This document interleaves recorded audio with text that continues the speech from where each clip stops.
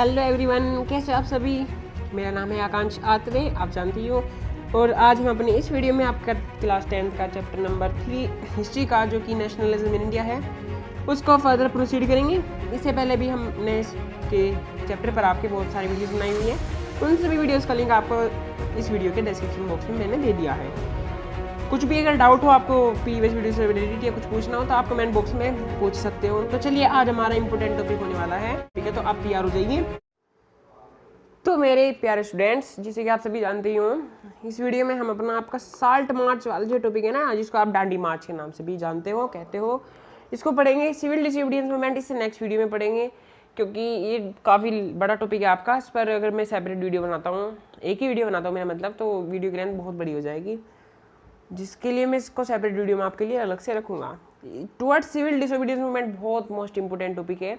इसको आप जरूर खुद से पढ़िए। समझ में नहीं आता है तो वीडियो देखिए, लेकिन पढ़िए, जैसे भी जहाँ से भी समझना चाहते हैं समझिए। अगर ये नहीं समझा, डांडी मार्च साल्ट मार्च कुछ नहीं समझने आने वाला, ये मैं कह रहा हूँ। अगर मैं इसको यहाँ पर रिवाइज करा देता हूँ तो आप ही कहोगे कि 5-6 मिनट बाद वीडियो शुरू हुई है, अभी आप ही बताइए। इसलिए फिर भी मैं रिवाइज कर रहा हूँ हल्का हल्का सा। टुवर्ड्स सिविल डिसोबीडियंस मूवमेंट में हमने 3-4 चीज़ें जो मुख्य थी वो पढ़ी थी। सबसे पहला था हमारा स्वराज पार्टी। स्वराज पार्टी, ठीक है ना। स्वराज पार्टी किसके द्वारा का निर्माण किया गया था? C R Das and Motilal Nehru, जो कि जवाहरलाल नेहरू के पिताजी थे, उनके द्वारा स्वराज पार्टी का गठन किया गया था। कब? यहाँ पे पर आपके बुक में भी दिया हुआ है, इसको अंडरलाइन कर लीजिए। नोट्स मैंने इससे प्रीवियस वीडियो के डिस्क्रिप्शन बॉक्स में दिए हुए हैं। और हाँ, आज के जो डांडी मार्च हमारा टॉपिक है, इस टॉपिक के नोट्स भी आपको डिस्क्रिप्शन बॉक्स में मिल जाएंगे।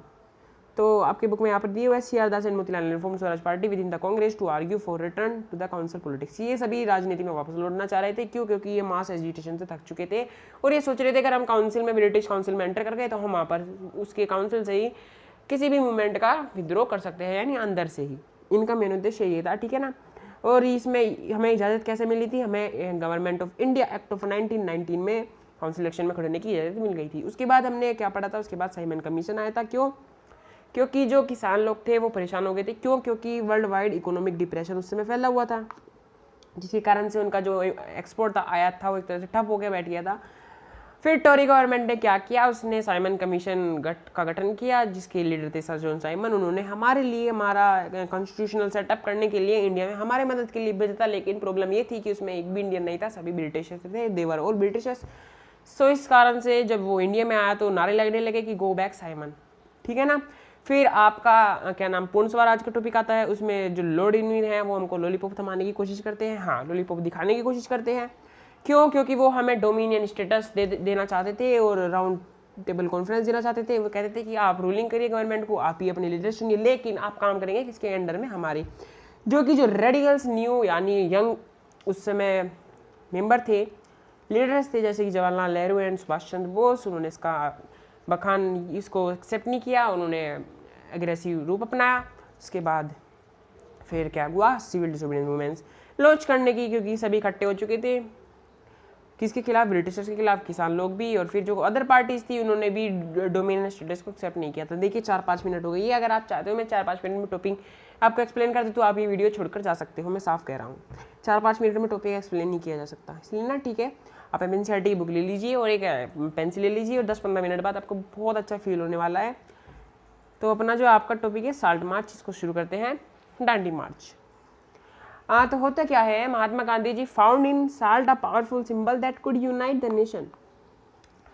सिविल, जब हमने देखा टुवर्ड्स सिविल डिसोबीडियंस में कि जो किसान थे या फिर अलग रूलिंग पार्टीज थी कांग्रेस से अलग, वो भी सब ब्रिटिशर्स के खिलाफ खड़े हो गए थे, यानी वे भी अभी एकजुटता में बनना चाह रहे थे। तो गांधी जी ने उस मौके का फायदा उठाया और सोचा कि जो साल्ट, जो नमक का मुद्दा है, ये एक तरह से एक अच्छा इशू हो सकता है यूनाइट करने के लिए नेशन को। On 31 January 1930, please note it down in your notebook. इस डेट को नोट कीजिए, प्लीज नोट कीजिए। 1 जनवरी 1930 मोस्ट इंपोर्टेंट डेट है, प्लीज नोट कीजिए इसको। इस टॉपिक के नोट्स आपको डिस्क्रिप्शन बॉक्स में मिल जाएंगे। मुझे लग रहा है 5-6 मिनट से ज़्यादा हमारी वीडियो हो चुकी है, ठीक है ना। तो अब होता क्या है? इस तारीख को ही sent a letter to viceroy Irwin, lord Irwin इनका पूरा नाम है। और ये साहब आप जानते हो कि ब्रिटिश के उस समय वायसराय थे। इन्होंने हमें लॉलीपॉप देने की कोशिश की थी। लॉलीपॉप से मेरा मतलब है डोमिनियन स्टेटस और राउंड टेबल कॉन्फ्रेंस, जो कि हमने एक्सेप्ट नहीं की थी। तो गांधी जी क्या करते हैं? इस डेट को लेटर भेजते हैं वायसराय इरविन के पास, स्टेटिंग 11 डिमांड्स। उस लेटर में होता क्या है? उसमें 11 मांगे गांधी जी ने अपनी तरफ से रखी। 11 डिमांड्स, इसको नोट करना है, छोड़ना नहीं है ना, ठीक है। 11 डिमांड्स, ठीक है। तो अब होता क्या है कि some of these were of general interest, other were specific demands of different classes from industrialist to peasants. कुछ उसमें जनरल इंटरेस्ट के लिए डिमांड्स थी, यानी हमारे जीवन शैली के लिए कुछ और होंगी, अदरवाइज स्पेसिफाइड डिमांड्स, कुछ स्पेसिफिक डिमांड्स थी डिफरेंट क्लासेस, अलग अलग लोगों के लिए। फिर कुछ इंडस्ट्रियलिस्ट या फिर किसानों के लिए भी इसमें कुछ डिमांड्स रही होंगी, जो कि आपको यहाँ पर बुक में नहीं दिया हुआ है, पूछा भी नहीं जाएगा आपसे एग्जाम में। 11 डिमांड्स कौन कौन सी थी ये नहीं पूछा जाएगा, ठीक है ना। तो अगर पूछा भी जाता है तो आप ये इंडस्ट्रियल जनरल इंटरेस्ट ये सब चीज़ें लिख सकते हो। अब होता क्या है, the idea was to make the demands wide ranging. Main उद्देश्य क्या था? मेन उद्देश्य ये था कि ये डिमांड्स एक तरह से वाइड रेंजिंग बनाने का पूरा से पूरे गांधी ने कोशिश, यानी एक चाल खेली थी कि इनको जितना ज़्यादा से ज़्यादा हम डिमांड रखे, यानी वे चाहते थे कि लॉर्ड इरविन को एक्सेप्ट ना करें, आप इस सीधा ये समझ सकते हो। So that all classes within Indian society could identify with them and everyone could be brought together in a united campaign।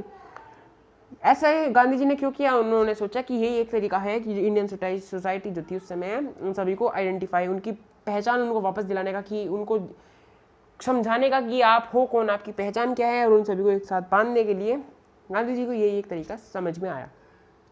The most string of all was the demand to abolish the salt tax. हाँ, जिसके बारे में हमें पढ़ना है। उनमें से जो सबसे मुख्य डिमांड थी, महत्वपूर्ण डिमांड थी, होती है एबोलिश्ड द साल्ट टैक्स। अभी आप जो साल्ट लेते हो ना, और आपको जो साल्ट पर इतना कम टैक्स मिलता है या फिर इतने कम रेट पर ये मिलता है, तकरीबन 20-25 आमतौर पर एवरेज आपको 1 kg साल्ट का पैकेट मिल जाता है ना। तो सेम पहले इतना सस्ता नहीं होता था, इस पर खूब टैक्स लगता था। अगर आप वो सॉलिड फॉर्म में लेने जाओगे ना साल्ट, तो वो आपको और भी सस्ता मिल जाएगा, आप सभी जानते ही हो। और मेरी ड्राइंग तो बहुत अच्छी है, ये भी आप जानते हो। अब होता क्या है कि चलिए देखते हैं, द मोस्ट जो महत्वपूर्ण डिमांड की 11 डिमांडों में से वो कौन सी थी? साल्ट टैक्स क्लियर की अबोलिशन, यानी उसका खत्म होना करना चाहते थे कि साल्ट टैक्स, नमक पर किसी भी प्रकार का कोई भी लगान, कर, जो भी आप अपनी भाषा में उसको कहना चाहे, उसको वो हटाना चाहते थे। तो अब होता क्या है, साल्ट वाज समथिंग, अब होता क्या कि ये जो साल्ट है, salt was something consumed by rich and poor alike. इसका मतलब क्या है? साल्ट एक कोई ऐसी चीज़ नहीं है कि इसको रईस यूज करेंगे और जो यानी कि अमीर लोग यूज़ करेंगे और गरीब लोग इससे वंचित रहेंगे, नहीं। साल्ट एक ऐसी चीज़ है कि ये सभी के लिए ही उतनी ही महत्वपूर्ण है। And it was one of the most essential items of food, आप सभी जानती हो। तो गांधी जी ने सोचा कि इसमें जो गरीब लोग हैं वो भी और अमीर लोग वो भी सब एक साथ आकर जुड़ जाएंगे। इसका मतलब ये था, ठीक है, आप समझ गए। अब होता क्या कि the tax on salt and government monopoly over its production. इसका मतलब क्या है? जो टैक्स था साल्ट पर and government monopoly over its production, यानी साल्ट गवर्नमेंट लगाती थी और मोनोपोली, और वो उसका एक अधिकार जो था सिर्फ और सिर्फ प्रोडक्शन के ऊपर, वो किसके पास था? गवर्नमेंट के पास। गवर्नमेंट हमारी गवर्नमेंट नहीं थी उस समय, ब्रिटिश की गवर्नमेंट थी, ठीक है ना। तो Mahatma Gandhi ji declared revealed the most oppressive face of British rule. उन्होंने क्या किया? उन्होंने ये चीज़ दिखाकर कि साल्ट पर टैक्स लगाया जा रहा है, उन्होंने एक तरह से ब्रिटिश का सबसे ऑपरेसिव यानी अत्याचारी रूप लोगों के सामने लाकर रख दिया कि अब ये चीज़ें हैं जो गवर्नमेंट में यहाँ कर रही है। यानी उन्होंने सीधा सीधा उनका मेन मकसद ये था कि उनको आपस में बांध देना था ब्रिटिशर्स के खिलाफ। तो उन्होंने कहा कि ये सबसे अत्याचारी काम है ब्रिटिशर्स का। उनका एक तरह से चेहरा ये लोगों के सामने गांधी जी लाए। समझ में आया यहाँ तक? अब आगे देखते हैं। Mahatma Gandhi ji letter was in a way an ultimatum. एक तरह से महात्मा गांधी जी का जो लेटर था इनको एक वो अल्टीमेटम था। अल्टीमेटम मतलब समझिए, आप जानती हो, चेतावनी। अच्छी बात थी जो मैं तो मानता हूँ। आपका मुझे नहीं पता क्या था, क्या आप इसके बारे में सोचते हो? जो भी आप राय देना चाहो तो कमेंट बॉक्स में आप बेझिझक दे सकते हो, ठीक है ना। तो महात्मा गांधी जी एक तरह से अल्टीमेटम था लॉर्ड इरविन के लिए, क्योंकि मैंने बताया था आपको कि जो डिमांड थी वो वाइड रेंजिंग को करना चाहते थे शुरुआत में, उससे आपको हिंट मिल जाती है ना। अब if the demands were not fulfilled by 11 मार्च, अब उस देखिए उस लेटर में क्या लिखा हुआ था। उस लेटर में कब लेटर भेजा गया था? मेरे ख्याल से अभी डेट हमने पढ़ी है 31 जनवरी। हाँ, 31 जनवरी के बाद, देखिए जनवरी के बाद अब 11 मार्च, अब तकरीबन 2 महीने बाद 11 मार्च को द लेटर स्टेटेड, उस लेटर में लिखा क्या था वो चीज़ आपको यहाँ बताई हुई है। लेटर में लिखा हुआ था कि the Congress would launch a civil disobedience campaign if the demands were not fulfilled by 11 March. उसमें लिखा हुआ था कि 11 मार्च तक हमारी जो डिमांड्स है, मांगे हैं, अगर उनको पूरा नहीं किया जाता तो हम क्या करेंगे? कांग्रेस एक पूरी तरह से सिविल डिसोबीडियंस कैंपेन लॉन्च कर देगा। उसमें की अल्टीमेटम चेतावनी दी गई थी लॉर्ड इरविन को, ठीक है, समझ में आया। अब Irwin was unwilling to negotiate. अब इरविन, ये जो इरविन थे लॉर्ड इरविन, वो झुकने को तैयार नहीं थे। यानी फाइट दोनों तरफ से खूब अच्छी तरह से चल रही थी। आप इसको विजुअलाइज करने की कोशिश करना।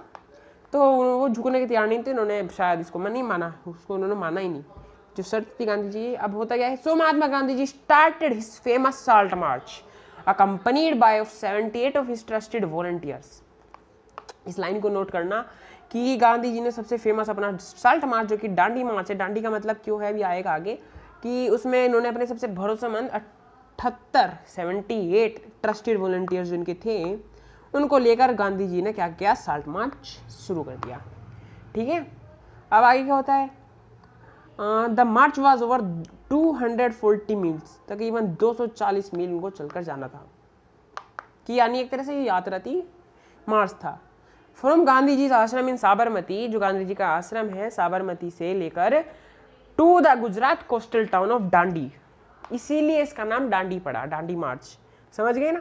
अपने साबरमती आश्रम से लेकर जो गुजराती कोस्टल थी यानी तटीय इलाका था समुद्र का, डांडी कस्बा था एक, वहाँ तक की यात्रा थी। और इसकी जो दूरी थी वो कितनी थी, 240 मील, जिसमें 78 मेंबर्स वॉलंटियर्स गांधी जी शुरुआत में लेकर चले थे, लेकिन बाद में उसमें रास्ते में हजारों लोग आकर जुड़ गए थे। The volunteers walked for 24 days. ये जो मार्च चला यानी 24 दिन में उन्होंने पूरा किया, यानी तकरीबन 1 महीना। सारी चीज़ें इंपॉर्टेंट है, अगर आप 5 नंबर में आता है ये सब लिख कर आने एग्जामिनर पे, तभी अच्छा इंपैक्ट पड़ेगा, समझ रहे हो ना आप।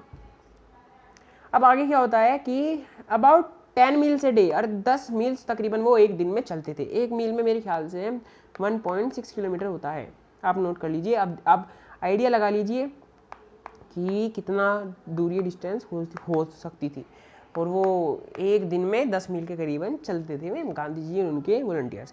Thousands came to hear Mahatma Gandhi ji where stopped, और हजारों की तादाद में लोग आते थे इनसे बात करने के लिए। अगर कहीं पर भी रुक जाते थे, जहाँ कहीं पर भी रुक जाते थे गांधी जी, वहीं पर ही, लाइन शुरू नहीं होती थी, वहीं पर ही लोग इकट्ठा हो जाते थे, ठीक है ना। तो अब आगे क्या होता है कि and he told them what he meant by Swaraj and urged them to peaceful defy the Britishers. अब गांधी जी ने जब हजारों की तादाद में इकट्ठे हुए लोग, तो उन्होंने क्या किया, उन्होंने बताया कि उन्होंने स्वराज के जो अपने विचार थे वो लोगों के सामने रख दिए कि अब हमें स्वराज चाहिए, and urged them to peaceful defy the Britishers. और उन्होंने क्या किया कि शांतिपूर्वक तरीके से ब्रिटिशर्स की अवहेलना करे, यानी उनका कहा ना माने, शांतिपूर्वक तरीके से, ठीक है ना।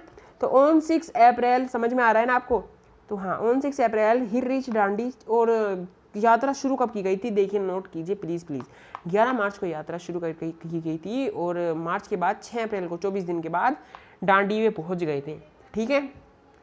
And ceremonially violated the law manufacturing salt by boiling sea water. और उन्होंने अवहेलना कैसे की, यानी उन्होंने वहाँ पर पहुँच समुद्र से पानी इकट्ठा किया और उसको उबालकर नमक बनाना शुरू कर दिया। यानी एक तरह से ये क्या था, ये अंग्रेजी को एक तरह से उल्लंघन करना था, यानी उन्होंने उल्लंघन किया, क्योंकि साल्ट उस समय गवर्नमेंट बनाती थी, ब्रिटिशर्स की टैक्स लगाती थी, लेकिन गांधी जी ने खुद बनाया उबाल कर समुद्र के पानी की। और एक तरह से वो किसकी थी, वो सिविल डिसोबीडियंस था, सबसे पहला सिविल डिसोबीडियंस था वो ब्रिटिशर्स के खिलाफ, समझ गए ना आप।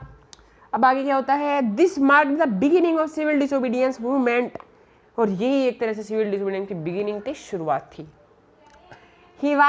How was this movement different from the non cooperation movement, question mark.